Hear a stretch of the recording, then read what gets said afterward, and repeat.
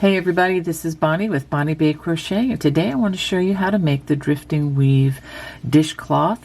This is made out of 100% cotton, and these are very versatile and these are very strong. These can last for years and are great pot scrubbers, believe it or not. This particular design is completely reversible. And for one thing, this is a wonderful way to learn a new stitch pattern for your toolbox. Well, let's go ahead and get started. For this project, you will need one ball of PaintBox yarns. I'm using Cotton DK, so let me just accentuate that. This is a DK or number 3 weight yarn, not the usual number 4 weight. Each of these balls of yarn has 150 meter or 137 yards. 50 grams or 1.7 ounces, and as I said before, it is a number 3 and it is 100% cotton, and the color I'll be crocheting with is lime green. These are available at lovecrafts.com. You can look in the video description for the link if you're looking for this particular cotton.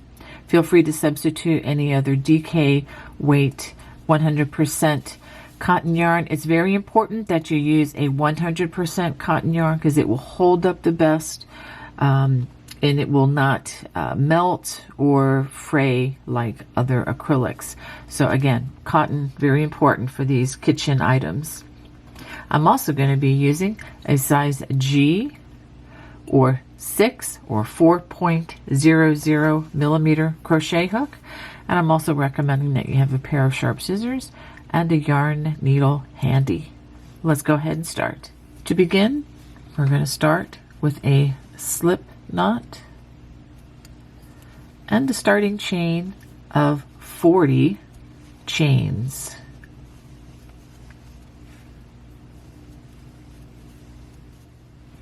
To start row 1, we're going to work a double crochet in the 4th chain from the hook. So 1, 2, 3, 4. And I'm just working in the side of the chain. I'm not working in the back bump because that's not really going to be necessary for this design. And I'm going to work a double crochet into each of those chains all the way across. You should have a total of 37 double crochets at the end of this row, and that is not including the chain 3 at the beginning. So go ahead and work row 1. After you complete row 1, let's go ahead and turn. Chain 2. We're going to skip the first stitch, which is the end stitch, and we're going to work front post double crochets in each of the next 4 stitches. And for those of you who've never worked a post stitch, don't be afraid of it. You just wrap the hook, insert the hook around the body of the stitch, and then complete the double crochet as you would normally.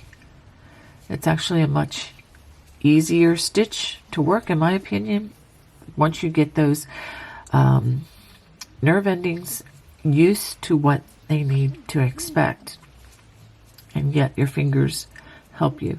Now for the next 4 stitches, we're coming in the back door and we're working 4 back post double crochets, and that's just simply wrap, bring the hook from the back side, and you should see the hook going around the body, pick up a loop, and complete the stitch as usual. So if there's anybody out there who's never worked these stitches before, I hope you just pick it up and give it a try. Mistakes are always allowed and the best possible way to work. So after you work 4 front post and 4 back post, we're going to repeat that across the row. 4 front post double crochets,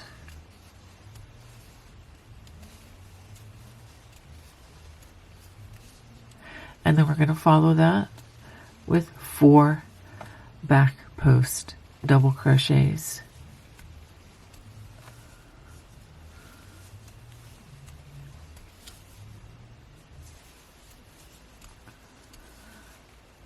All right, so I'm going to go ahead and work this across the row, and I'll show you how the row ends.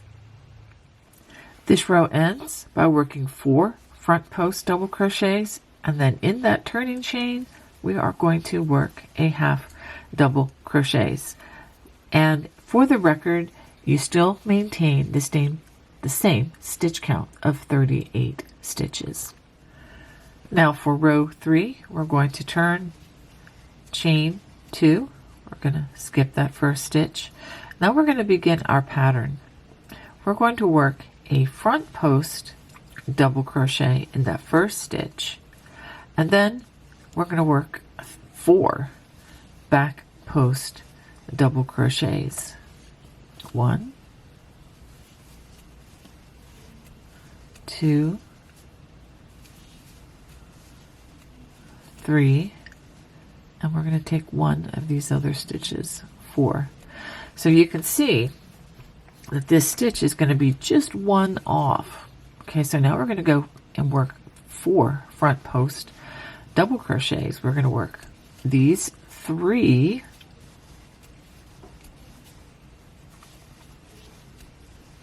and then take one more from this other 4 stitch group. Okay, now we're going to work again 4 back post,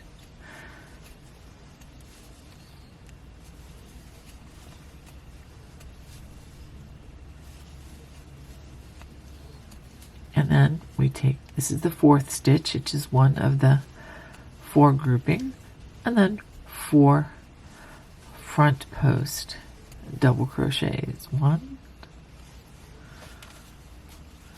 2, 3, and then again one of this other grouping. So let's take a look at what we're doing here. It's not real easy to see immediately, but what's going to happen is these 4 groupings are going to drift 1 stitch, and depending on which side is facing you will determine what direction that will drift. Okay, so now we're going to just 4 back post double crochets,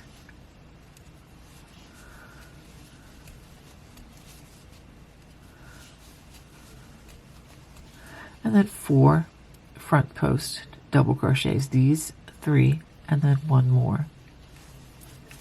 So go ahead and work this all the way across, and I will show you how this row ends.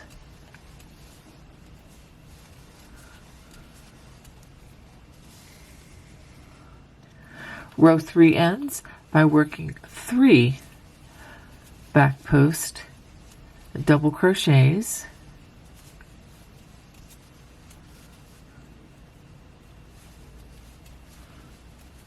and a half double worked into that turning chain. So let's turn and look at what we have after completing 3 rows. Now you can see how this is leaning this direction with this side facing. This is when the even number rows are facing, and when the odd number rows are facing, it's going to be leaning the other direction. So, and just for the record, the front side, the back side, this really is a reversible project, but just for the practicality of using the numbers, we're going to call the even numbered rows the front side and the odd numbered rows the back side. All right, so for row number 4, chain 2, going to skip the first stitch. We're going to front post double crochet in the first 2 stitches, and then now we begin our pattern. Back post double crochet in the next 4 stitches,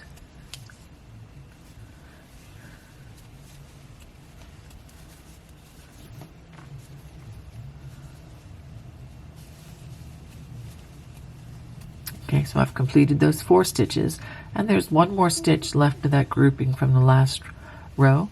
So now we work 4 front post double crochets,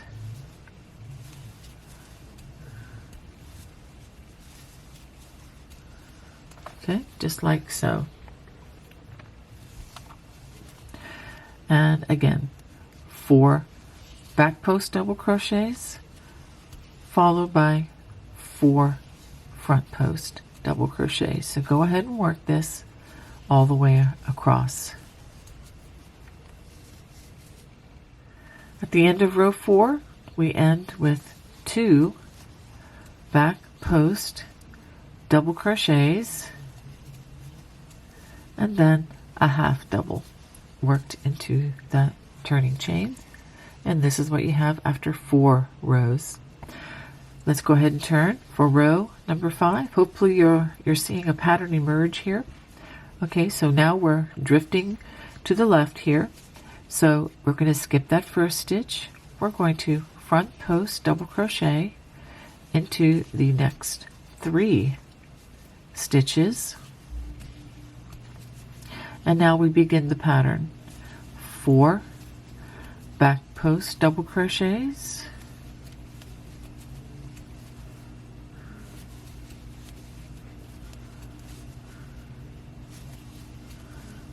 and we're going to follow that with 4 front post double crochets, and thereby establishing the pattern across the row.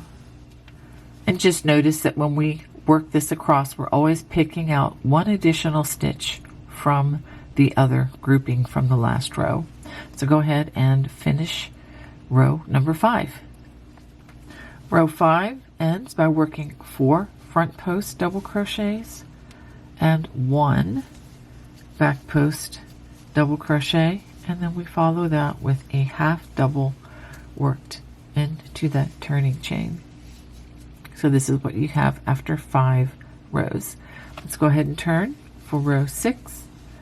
Chain 2, skip the first stitch, and we're going to work a back post double crochet in each of the next 4 stitches. So starting with that very first stitch, 1, 2,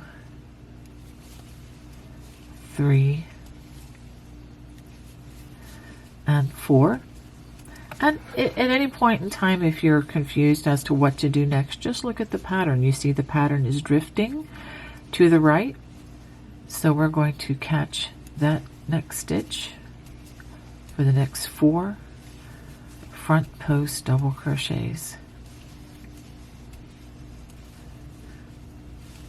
So that is the pattern across the row.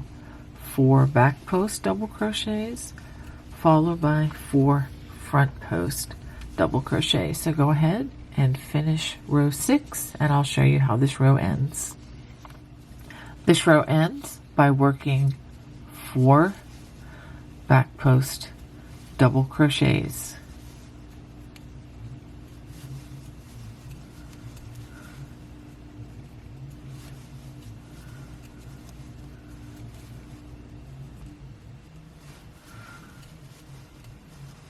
And a half double worked into that turning chain. Alright, so let's go ahead and turn and see what we have after completing 6 rows.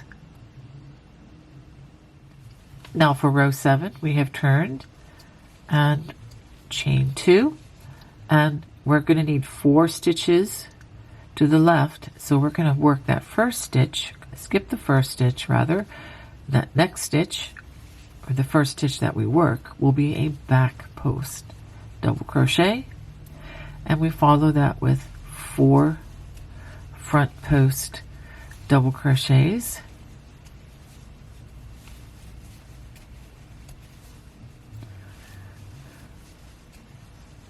and then we're going to follow that with 4 back post double crochets. So that's what you're going to work all the way across the row. And again, taking one of the groupings from the last row so that we are moving in a direction. Go ahead and work that across, and I will show you how this row ends.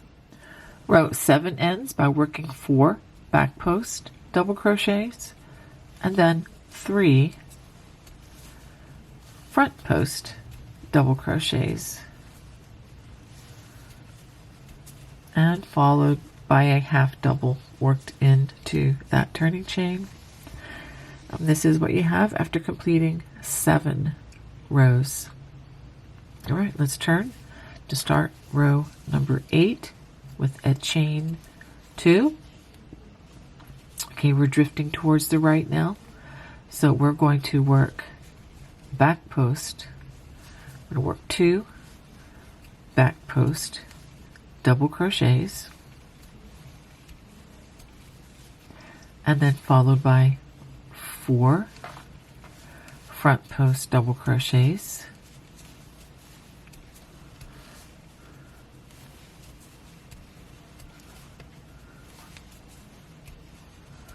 and then we're going to follow that with 4 back post double crochets. And so we're going to just work that across row 8.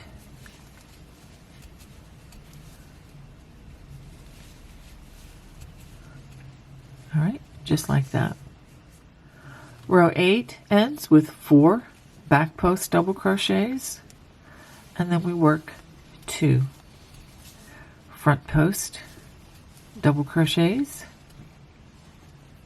and then a half double worked into that turning chain. So this is what you should have after completing 8 rows. All right, let's turn for row number 9. Chain 2, and now we're drifting to the left. Skip that first stitch. We're going to back post into the first 3 stitches, or the next 3 stitches. 1, 2, 3. Now we're back to our established pattern. 4 front post double crochets, 1 in each of the next 4 stitches, and then follow that with 4 back post double crochets.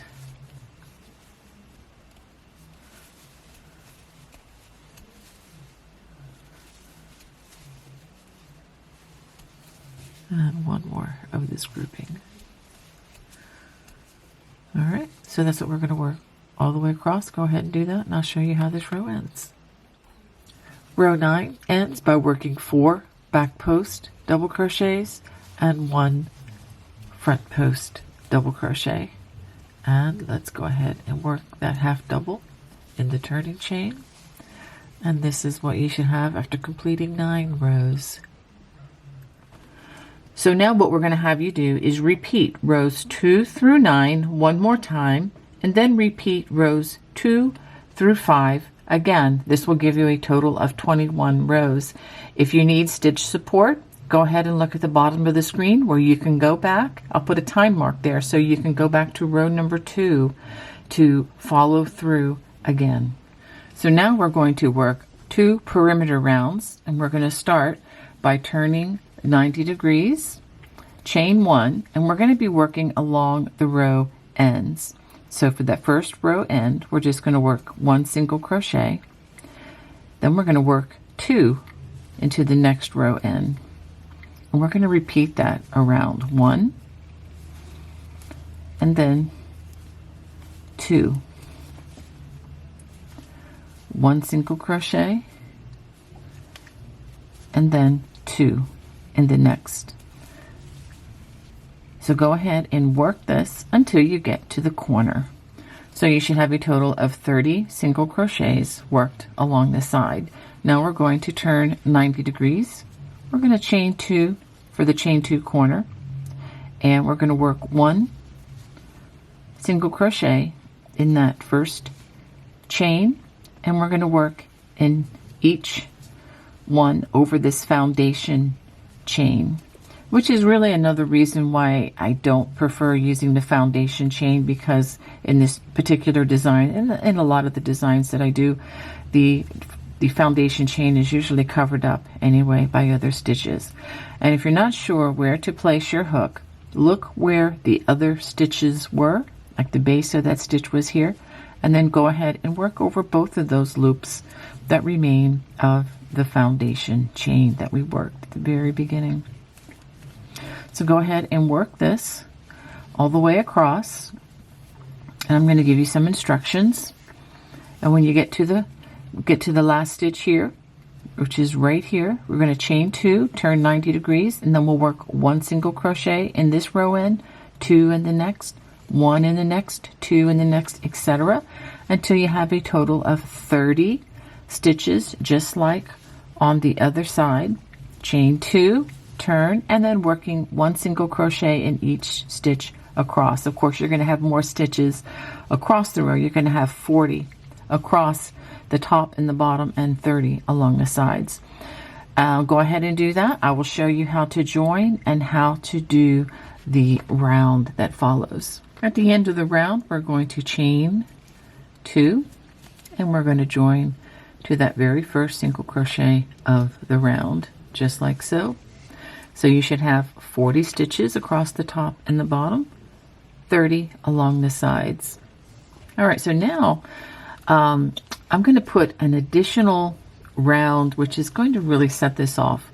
And instead of using what I usually use, which is called the knurl or the crab stitch, which is also called a reverse single crochet, I'm going to embody the twisted single crochet, which I think is going to be easier for everybody here.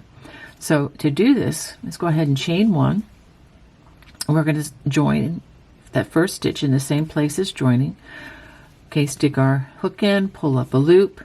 Now what we're going to do here is we're going to turn the hook counterclockwise 1 time, yarn over, and pull through. We're going to do that all the way around, and we're going to do it once in each of the chain 2 corners as we go around.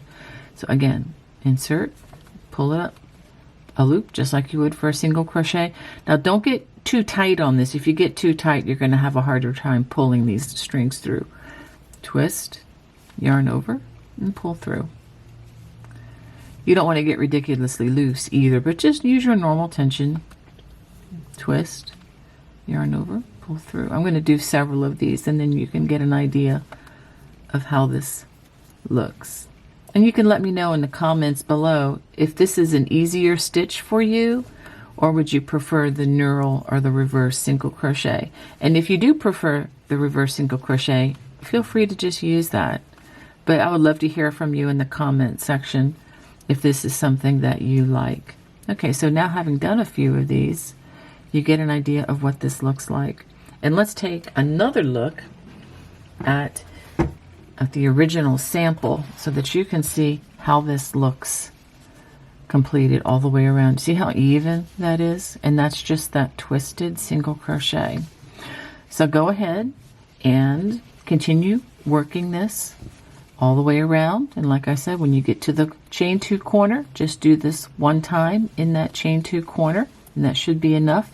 Now if you want to do it twice in the corners, you can play around with that and decide which look you like the best. But go ahead and work this all the way around, and I will show you how to join at the end. So that brings us to the end of the round, where we will work another twisted single crochet into that chain 2 corner, and I'm actually going to work a second one into this last corner,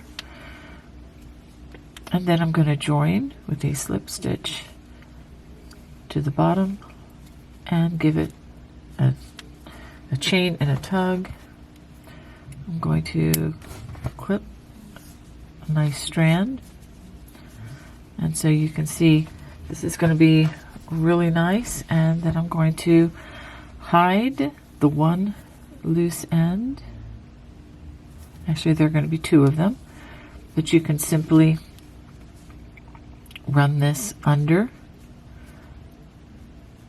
the stitches just like so. And having a nice yarn needle really does help this quite a bit. And then I'm going to run it back the other direction. There are a lot of different ways you can do this, as long as you just securely hide that thread. I think that will be good. If you go 2 different directions at least, that actually adds a lot more security. And clip it close, but don't clip your strands. And we do have 1 other to hide, which I'll go ahead and hide in a similar manner. Well, I hope you enjoyed this project today. If you did, please hit that subscribe button if you haven't already, or check out my channel. I have literally over 1,000 videos for you to choose from. Check out the playlist so that you can look for specific items that are already categorized for you. God bless. Bye-bye.